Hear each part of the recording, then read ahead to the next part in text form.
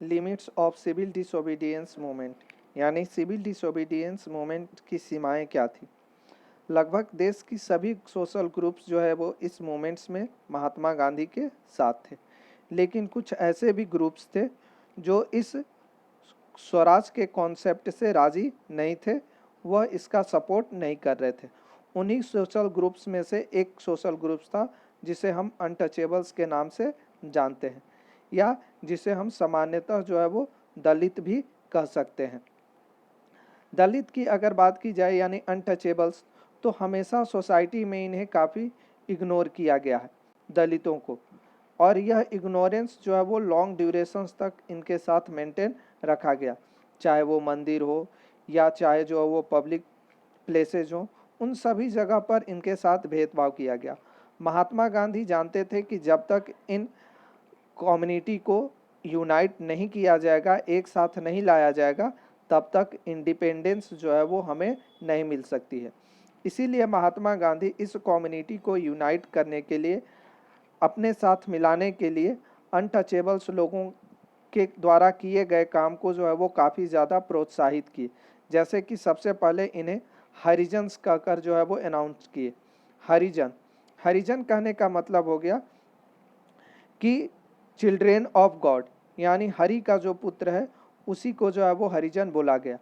दूसरी तरफ महात्मा गांधी ने खुद इनके द्वारा किए गए काम, जैसे कि शौचालय को साफ करना या दूसरी एक्टिविटीज जो है वो महात्मा गांधी ने खुद की, ताकि लोगों को यह पता चल सके कि समाज में जो भी इनके द्वारा एक्टिविटीज़ की जा रही है वो गलत नहीं है, उसका सपोर्ट सारे लोग करते हैं।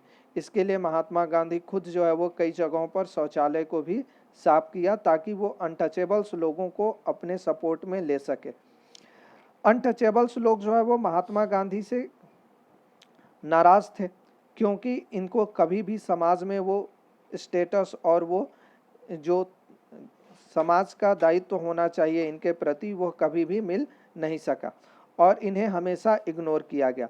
लेकिन इन दलित क्लास के लोगों ने या अनटचेबल्स लोगों ने खुद के ग्रोथ के लिए, अपने एजुकेशंस को जो है वो अपग्रेड करने के लिए, इन्होंने खुद जो है वो कई तरह की संस्थाएं बनाई। उन्हीं संस्थानों में से एक था डिप्रेस क्लासेस एसोसिएशंस। यह डॉक्टर भीमराव अंबेडकर के द्वारा 1930 में जो है वो सेटअप किया गया इंस्टीट्यूशंस था, और इस इंस्टीट्यूशंस का बस मकसद यही था कि इन दलित वर्ग के लोगों को ऊपर उठाया जा सके, इनका ग्रोथ किया जा सके।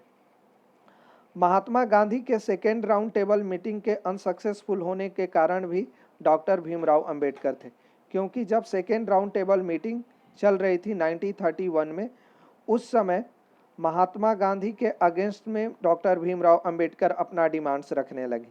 इनका डिमांड्स था डॉक्टर भीमराव अंबेडकर का कि दलितों के लिए अलग से रिजर्वेशन होना चाहिए काउंसिल्स इलेक्शंस में। महात्मा गांधी इसके अगेंस्ट थे, क्योंकि महात्मा गांधी का मानना था कि ऐसे तो देश जो है वो छोटे छोटे टुकड़ों में बंट जाएगा और इससे देश को यूनाइट करने से पहले ही कई खंड हो जाएंगे। कुछ समय के बाद डॉक्टर भीमराव अंबेडकर और महात्मा गांधी के बीच एक समझौता होता है, एक एग्रीमेंट होता है, जिसे हम पूना पैक्ट के नाम से जानते हैं, जो सितंबर 1932 को साइन किया गया।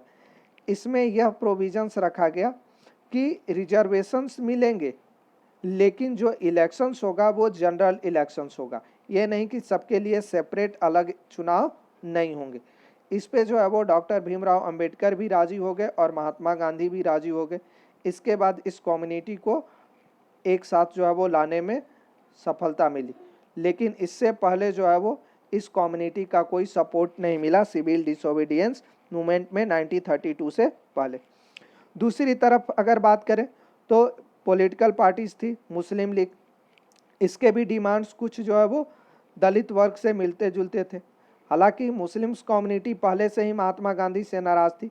नॉन कॉपरेशन मूवमेंट्स के बिना किसी रिजल्ट लिए हुए ही महात्मा गांधी जो है वो मूवमेंट्स को विड्रॉ कर लिए थे, और इससे जो है वो मुस्लिम कम्युनिटी महात्मा गांधी से नाराज हो गई थी। दूसरी तरफ 1920 के बाद से यह भी देखने को मिला कि कांग्रेस पार्टी और महात्मा गांधी का झुकाव जो है वो हिंदू रिलीजन्स के प्रति थोड़ा सा ज़्यादा है, इसीलिए भी मुस्लिम्स कम्युनिटी थोड़ा सा महात्मा गांधी से दूर भाग रही थी। और महत्वपूर्ण बात यह थी कि उस समय की जो मुस्लिम लीग पॉलिटिकल पार्टी थी, इसने भी अपने डिमांड्स उसी तरह से रखने लगे कि इसे भी रिजर्वेशन चाहिए जैसे कि दलितों के लिए किया जा रहा। इससे महात्मा गांधी काफ़ी नाराज़ हुए कि अगर हर एक कम्युनिटीज़ के लिए अलग अलग रिजर्वेशन दे दिया जाए तो देश आज़ाद ही नहीं होगा, कई टुकड़ों में बट जाएगा।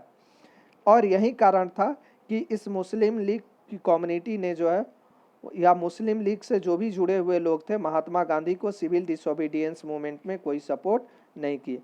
ये लिमिटेशंस थी सिविल डिसोबीडियंस मूवमेंट की।